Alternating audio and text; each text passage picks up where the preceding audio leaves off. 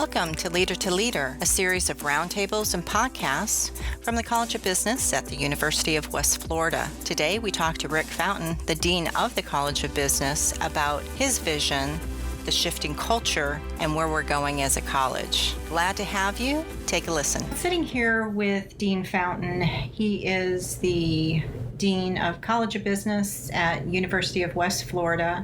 So honored to have him, and we're starting a new podcast or roundtable podcast / whatever it's going to be, because it will be live streaming throughout the semester. The first one is with the Dean, and I feel so honored to be with him today talking about leadership. These talks will be about leadership and about leaders within organizations, different organizations, and how people lead.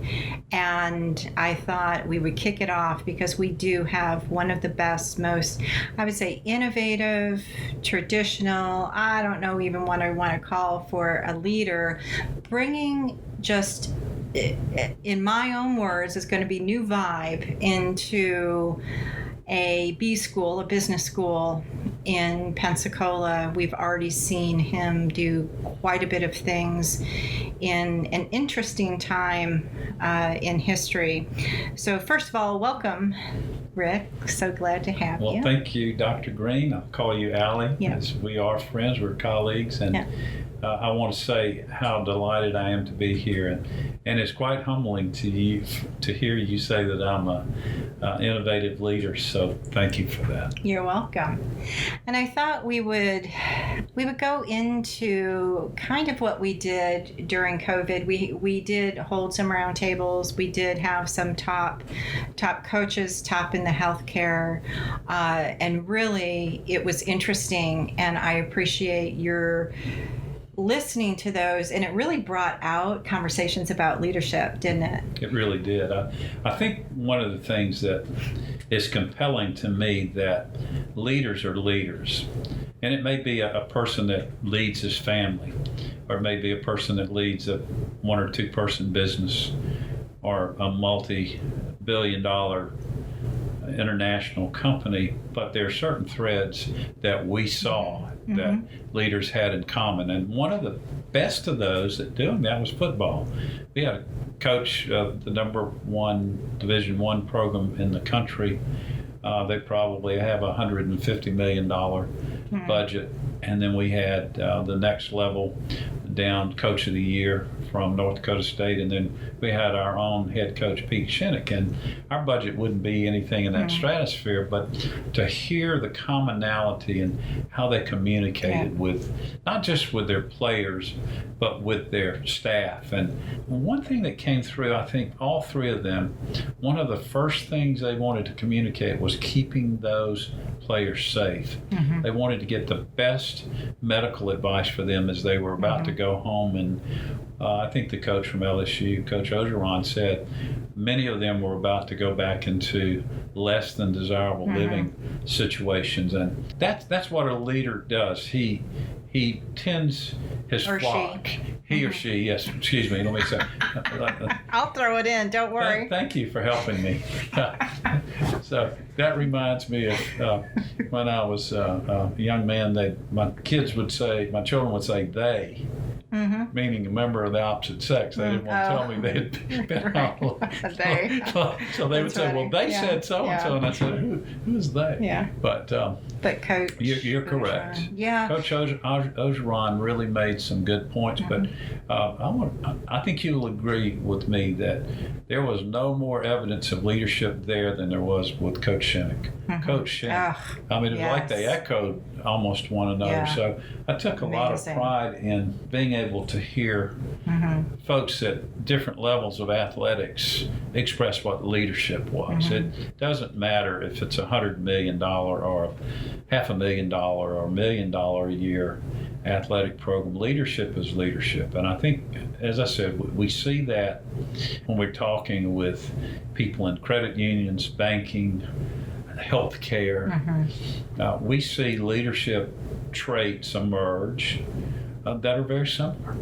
And I have to say that one of the items that we have talked about. And again, your background in law and your background, because we were chairs together, and we talked a lot about this. In the College of Business, one of the needs for our industry are better communicators, and it's better in business, written, oral communication, and we focus that's an academic level that we're trying to do our best and listen to our industry leaders. It is also one of the ways that I believe that you do a really good job. It is also what we learned from all of those other roundtables, that communication. And it's not just communication, because you love to pick up your phone and call people, and that's how you communicate, and so we get used to that. What we did find, though, technology. I might need to watch that. So am I invasive when I call on the phone because I want to get a quick conversation? No, it's very different. For me, I like email or Google Chat. I'm a technology person that I'm like, we're not using our technology. We need it. We need our, what are we doing? I thought a cell phone was technology. It is technology. I mean, I think 20 years ago. We won't go into age today, but I want to say that when you talk about technology and my ever-present phone, is I think back on Dick Tracy and how enamored I was as a young boy that this comic strip character had a watch. Mm-hmm. It had a video screen on it, and how futuristic that seems. Well, now we carry around something much larger than a watch, and we can watch a live sports or a political speech. Yeah, we can watch storm news. We can communicate. I can read your text. I can read your email, and so I would say I'm glad you made that point about picking up the phone and calling. I think it's I don't like to type. I mean, the email is not. I used Dragon Speak when I was working on my novel, and I would dictate to it. And I had it set up in my accounting when I was chair of accounting, and I could dictate an email and get that done pretty quick. But it takes me so long to type and correct that I can make a phone call to you in about 3 minutes that might take me 30 minutes to type out those same thoughts in an email. And so maybe that's something I need to work on, but that's probably the way I've always communicated. Well, there is something, I won't even go into it. There is something that you can talk into and do that also in email. I'll teach you. The Dragon Speak. Oh, I'll teach you how to do it. But what I wanted to say with that, it's not necessarily the technology, and we talked about the technology, but I want to bring out the communication, because that almost goes directly into something that I would say your leadership style that echoes those great leaders, which is authenticity. And that was being brought out time and time again, of making some hard decisions, but being authentic. And it's really hard, if that's one takeaway, and especially I would be remiss without talking about our leadership team at UWF, being authentic, being there if they can, and what you don't see behind is some really hard decisions. And so part of that is how do you balance that with, one of the things that is entrenched is kindness to students. We're missing the student connection right now because we're not on campus as much. We're still there, but we're not as much. So being an authentic leader for you, looking back, because you bring so much experience into this role. It may not be a traditional academic experience, but you bring so much experience. What do you think about authentic leadership if you reflect back, and what maybe advice you can give for others listening to this? I want to talk about communication with students in a minute, but you mentioned our administrative leadership on campus, and occasionally I'll have a faculty member or an administrator say, well, gosh, I wish they'd tell us, they'd give us more news. And I want to say that I almost am in awe of how President Saunders and our provost Dr. George Ellenberg have handled this. But there are so many competing interests. You have the SUS, you have the governor's office, you have the chancellor of the state university system. We have our own board of trustees, and then we have a whole lot of unknowns. Mm-hmm. And I think what they have done in their communication is they have been kind to us to tell us what they know factually, mm-hmm. and not to do a lot of speculating that would give rise to fear and potential difficult times. So I think that's a great sign of a leader, is that they carry those burdens as they're trying to assimilate the facts and make a decision, and they don't trouble people with a lot of hypotheticals or, mm-hmm. well, it could be this or it could be that, because I think we could talk with 10 people one-on-one and say, well, I think this is going to happen. And then we could come back at the end of that and we would have 10 different explanations, mm-hmm. of how they interpreted what could happen. Right. Whereas if I said, we're going to give everyone a $10,000 raise, mm-hmm. That's pretty clear. But right. if I said, well, it looks like we're having a pretty good year and we're going to be able to give everyone a nice raise. Well, mm-hmm. can you imagine how different people would right. interpret that? So I think, to the credit of our leadership, they've been deliberative, mm-hmm. and they've worked really hard behind the scenes to give us the information that they knew, mm-hmm. that they could give us and share with us, that we right. could make our decisions on it at the college and department mm-hmm. levels. Mm-hmm. So that's really an important lesson. Unrelated, you mentioned students and mm-hmm. my, I guess, interest in absolute joy mm-hmm. in communicating with students. Mm-hmm. That coming out of the legal practice and having done a lot of nonprofit work with boards, local, state, national, I enjoyed that interchange. But when late in life I became an instructor, an adjunct, nothing thrilled me more than to see the excitement when students, I'd see the light go on. I used the Socratic method, and I would engage, and so many of them said, well, I don't like to talk in public, and I don't like this. Mm-hmm. And I said, well, just trust me, let's just work through it. My questions are going to be opinions. I want your opinions, and you can never be wrong when you express your opinion. Mm-hmm. And we may go from there to where I want you to make a decision, but it's not about seeing if you know the right answer. It's seeing how you think, mm-hmm. how you apply rules, the laws to such facts. So I miss that. Mm-hmm. I think you probably know, as chair, I wandered the halls. Mm-hmm. The office administrator I had at the time called me Velcro, and I said, what do you mean? She said, well, when you walk down the hall to get a bottle of water or wash your hands, whatever you're doing, you take a different route, and you always come back with 2 or 3 students stuck to you. And so I always took that as one of the greatest compliments, yeah. that those students would come back and engage with me. And as dean, yeah.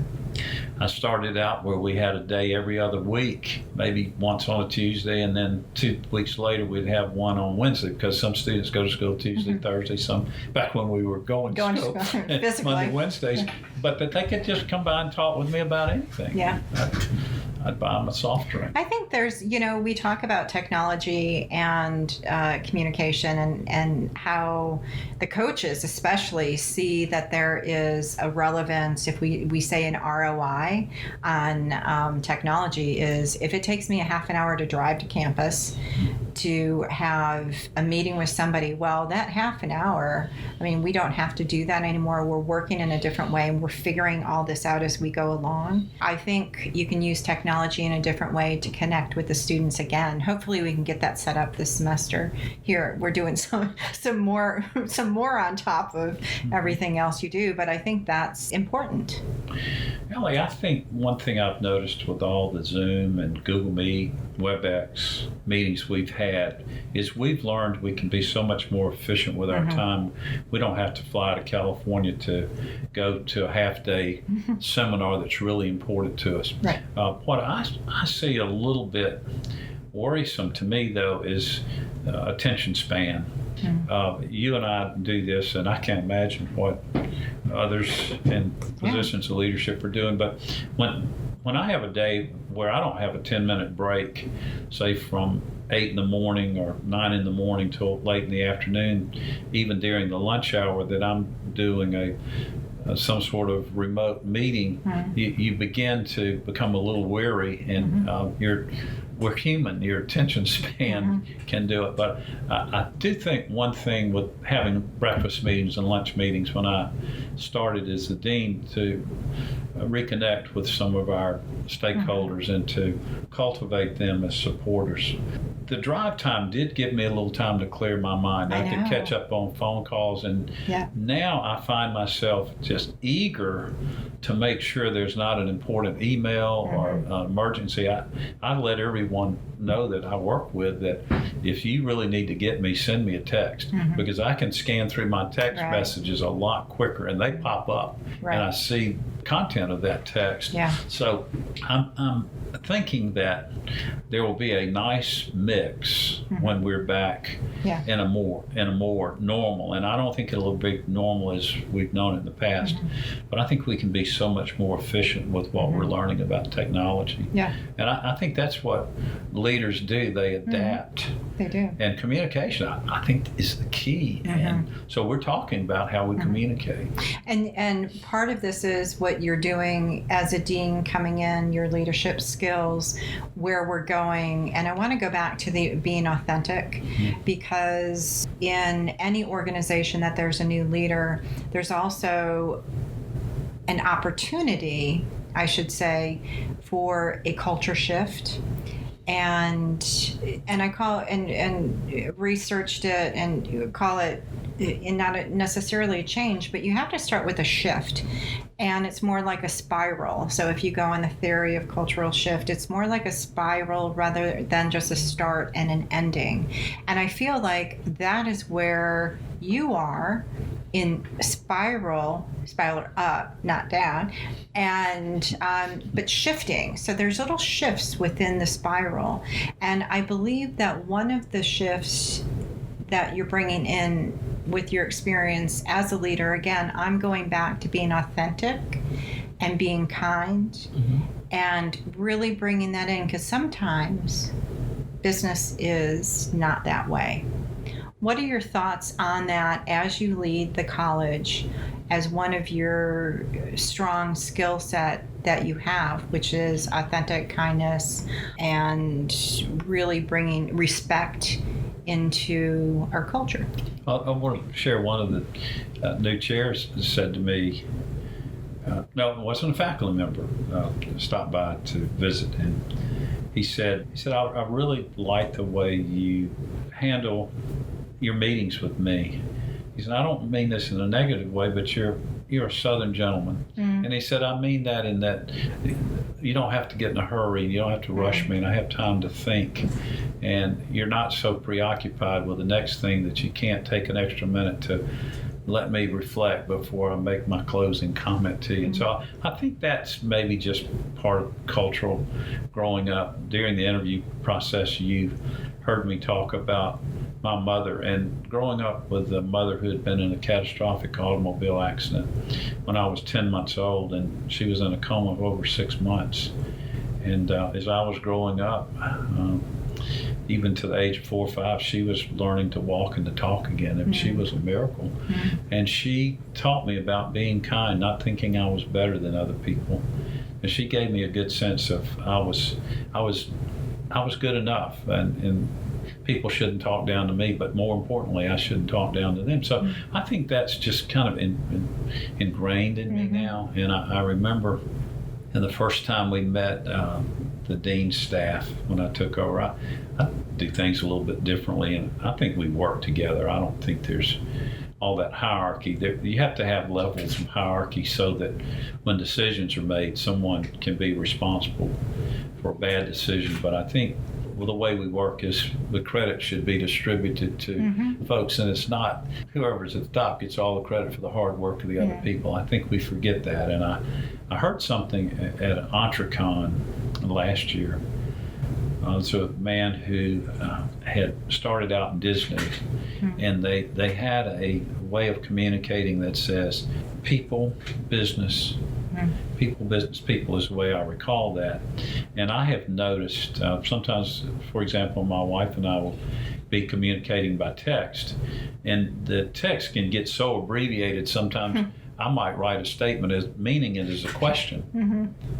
Have you eaten, Right. had dinner? Right. Well, she may think I mean I had dinner.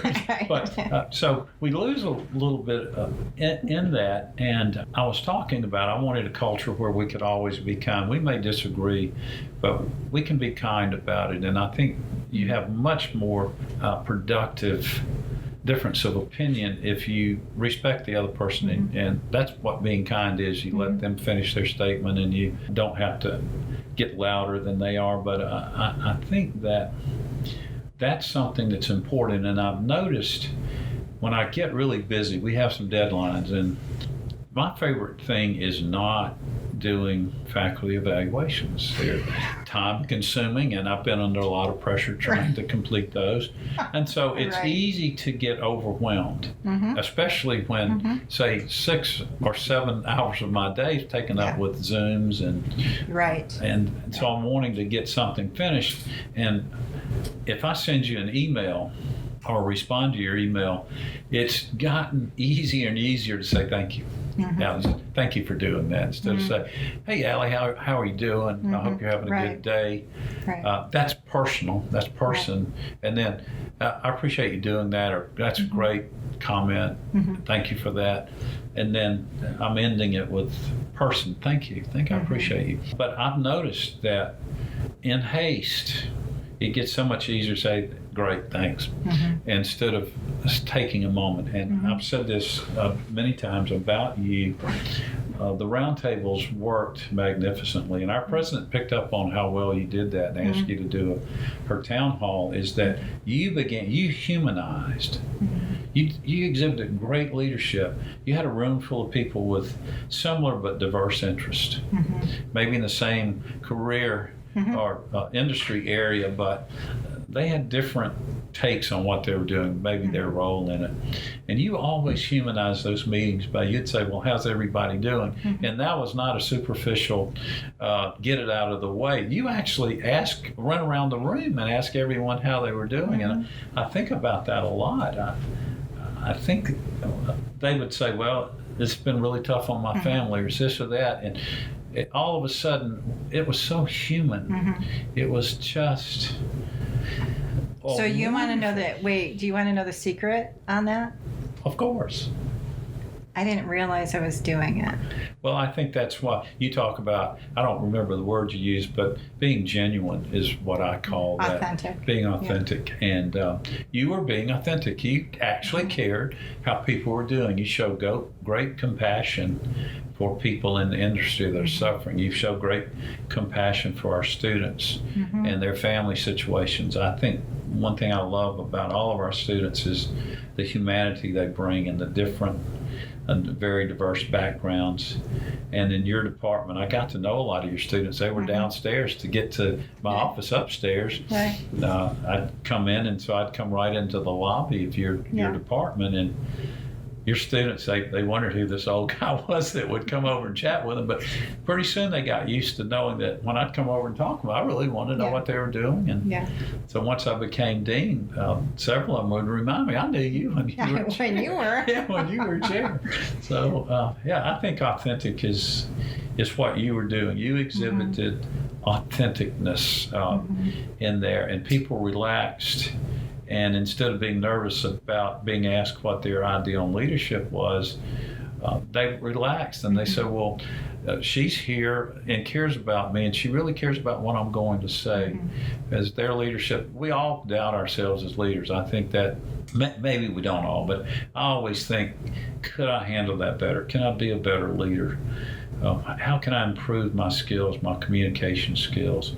And I think something I really need to continue to work on every day is communication, also is listening. And I think that I could be a better leader if I learned to listen more. I agree. That's part of being authentic. We just need to be able to listen. Yeah. I don't necessarily agree saying that with you, but I agree that that's a big component. And I'm going to go back to, I listened to actually one of my friends is a leader in hospitality industry, and she, mentor, friend, for years, 20 plus years now. And the one thing that she said was, in our industry, and it's still today, is a little bit slower than it was before. You treat your people right, the revenue will come. Treat your people right, the revenue will come. And treat them right, and we've heard this locally, is it doesn't mean that you don't make those hard decisions. And you're right, as a leader, you have to make the hard decisions, but we have to think about it, think it through, and know that there's a person that's on the other end of that. You know, Allie, I want to say one thing about an experience I had when I was practicing law. Is I had it's unpleasant to talk about, but I had a partner that embezzled some money.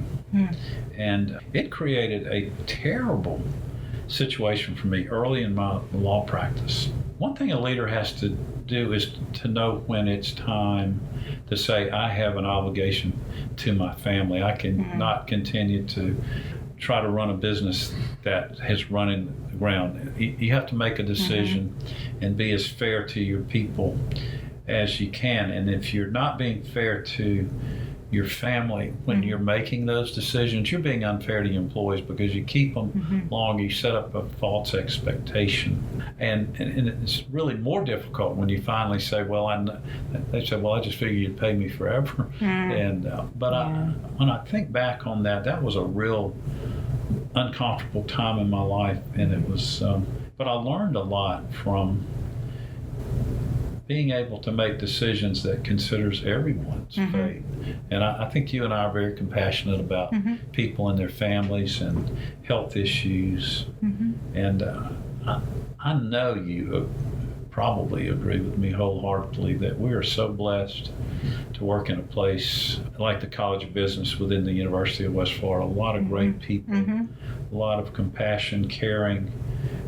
We're more than just co-workers, we're colleagues and many, many cases friends. And so when you have to make decisions that impact that, it's hard. And I think if you can be authentic about that, it'll make it easier for everyone. I agree with that. Speaking, because we're probably close to the end, I'm wondering if you look, because we've gone through, we don't want to make this about COVID. We want to make it about leadership. We've talked, about a little bit, sprinkling about what happened. But I would say, so looking forward, where do you see us as a college in about 5 years, 3 years, you can pick, because who would have ever thought we would be here in a year, right? But my question is, with your leadership, with what we talked about with culture, we talked about the shifts that you intentionally are making, where would you like us to be? Well, I would like for us in 3 years not to have had 2 years of no state revenue to speak of because of COVID. Another year of COVID changes what the next 3 years look like to me. I think that will have a devastating impact on universities and colleges. Some won't survive. And I think in 3 years from now, I would like to see us really excelling at online education for those courses we've concluded, provide value to students that can learn remotely, and step our game up in face-to-face, F2F. I'm an academic. F2F, face-to-face. Oh, what is that? First time. Do you know my dissertation was on F2F? No, F2F versus online. Oh, that's for real. Real in the training world. Anyhow, go ahead. I forgot about that for a moment. I think that it's fun that we can laugh about things, because these have been trying times. They have. We're not out of the woods yet on this, but what I would like to see for the University of West Florida, if we're going to talk about particularly the College of Business, is I want us to be deliberate in setting a strategic plan with a goal of identifying 2 or 3 programs that can have national recognition, national importance. I look at Southern Illinois, I don't know anything about them other than they are always ranked high in accounting. So they are doing something right. I want to learn Right. what it is they're doing. But I think if we do that, and then we say, how do we elevate the next 10 programs to have regional importance? So they're on the cusp of maybe going national. I think I used to say to folks when we were in the law office, if we were looking at undertaking a new tort to look at, I had to be able to visualize. I'd say, can we visualize the result in this? Is there enough there that we can see a favorable result for a client? And I think we do that at the University of West Florida and the College of Business the next year and a half. If we look at things and we lay out a plan that we can vision, that's our vision, then the chances of making it happen are so much greater than if we just say, well, I wonder if we can do this. Is this possible? I think. Yeah, I think we might be able to do this, but I think that, quite frankly, with you, you're part of the leadership team, and Melissa Brode, the other folks we have over there, we have a wonderful business manager, Mary Holliday, and Dolores Gardner, and they want to have a sense of my vision, because if I can convey that to them and they start seeing that, they will believe, because I am convinced we have the best team that we could ever ask for. And all they need is a sense of what the vision is. And I think that you and they know that in crafting that vision, that means it's shared, that we look at it. And if you say, well, I just can't see that, help me understand that. That's how we create a real strategic plan going forward. We're already really good in many areas. In spite of me having been chair of accounting for 2.5 years, we really have a lot of national recognition in accounting. Strong. And that goes back to 50 years that we've had that accounting department. But I see us emerging in supply chain. We're emerging in your area in hospitality, global hospitality and tourism management. And I think that Dr. Hawkins has been taking a look at quantitative economics. That's a program of strategic emphasis possibly going forward. And we might really do some special things. Dr. Hoof is doing a white paper for the president, and we've been working together on having an aviation program. Those are game changers.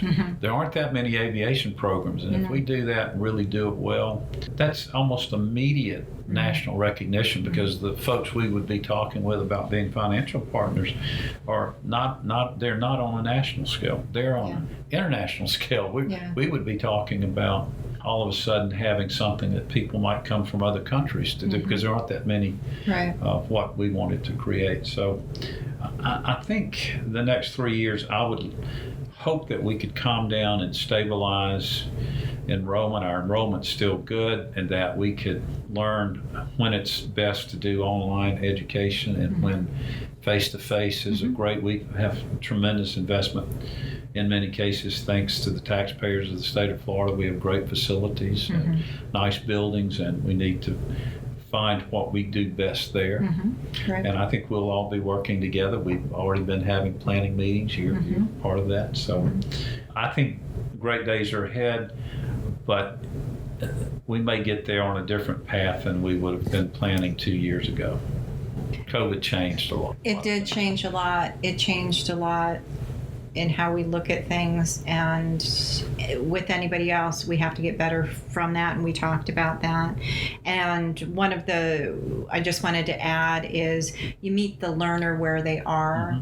And so we are a regional university, and we have the opportunity, different learners, adult learners, traditional, non-traditional, and we really do have the opportunity now to meet the learners where they are. So I think that's great. I'm going to end on something. Okay. Do we have to end? We do have to end, but we could say it's lovely. We're at Timeless Tanglewood, and we're looking out onto the bayou, and it's not the most gorgeous day, but it is a beautiful view, because we could sit, we're going to stop, we're going to sit and chat. You slipped something in that I have to ask you about. So I have to ask you, you said something about a book. Tell me about your book. Well, about 20 years ago, I started writing a novel. John Grisham had 4 books out at that time, and they were all bestsellers. He was my classmate at Ole Miss, and several of us decided, well, if John Grisham, who was a C student, could write a book, we could all write a book. And so I had this, my barber at the time, believe it or not, back then I needed a barber, was telling me a story about his mother being murdered and a person on death row. And I was fascinated by the story. He said, you ought to write a book about it. So I talked with John Grisham about it a little bit when he was in Jackson. And he said, I had written out and I used a protagonist that he actually was from Pensacola and went to school at Ole Miss Law School and became an asbestos lawyer. I started out as a tax lawyer, so my wife said it's autobiographical, but it's not. But he has some of the same experiences, my protagonist, that I had, and he is convicted of murdering his wife and goes to the penitentiary, and while he's there, he meets a guy on death row, and he's loosely based on a person who was convicted of murdering my barber's mother. And Barbara thought that he had been hypnotized. He was a custodian at the church. His father had been a pastor. And it's kind of a long story. So I tell that story. So when I was talking with John about it, I said, I think it's pretty good.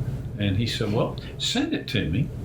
And he said, I'll try to help you. I'll give you some hints and maybe can introduce you to my publisher or my agent.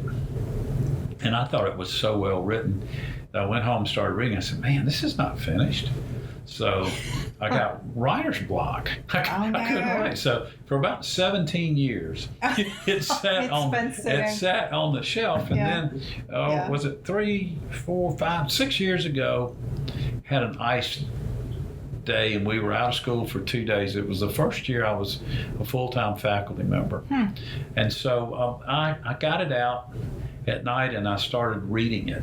And I thought, I love the story. I remember when I wrote, I remember this character. And so, I like to get up at 3 o'clock in the morning. And that's when I would write. I would start writing and I would get it. It used to fascinate me because I'd be typing or dictating and I'd say, man, I can't wait to see where this is going. I want to see how this particular event ends. So I've developed my characters a lot more, and I've had about 20 folks read it and critique it, and the publisher has it.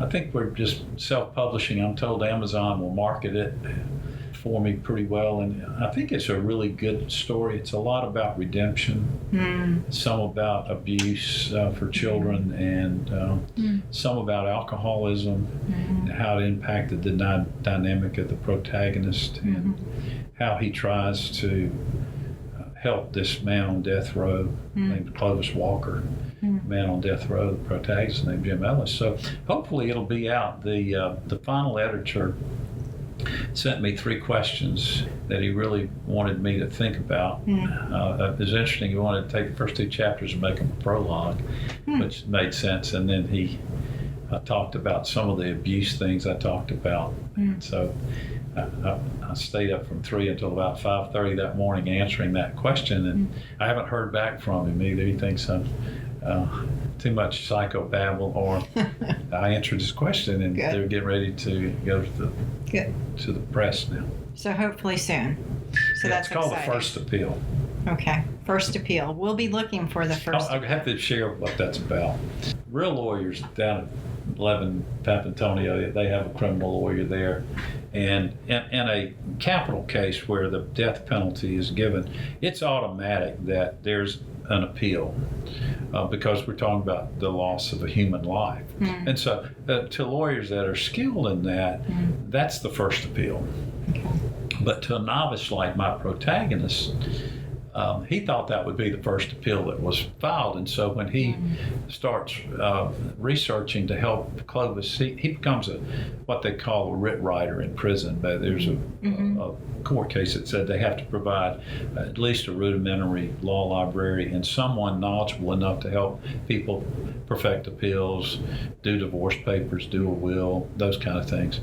And so he meets the guy on death row in that role. And they said, someone said, well, what about the first appeal? He said, well, this will be my first appeal. Because he didn't even understand the procedure on.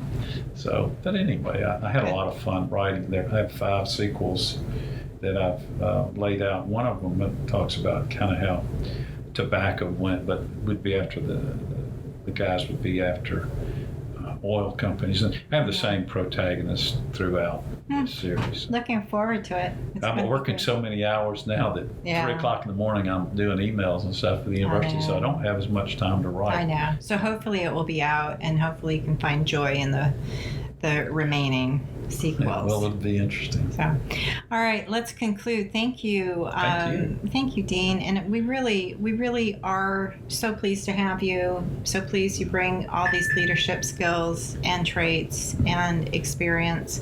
And we look forward to where we're going next under your leadership. Well, thank you. It's always a pleasure to visit with you. I learn very much from you every time we talk, and I can't wait till you include me with some leaders and we have some of these leader-to-leader discussions. I think we'll learn much, much more from other leaders and their experiences in life. But I think at the end of the process, you said we were doing a time capsule, and I'm hoping that some of our great researchers on the faculty will take some of that and really put together how leaders lead. Troubling times. It's easy to lead when you're on the top, but when times get difficult, those are true ones come leadership becomes a little more difficult. It does. Thank you very much. So here's to the start of many more episodes.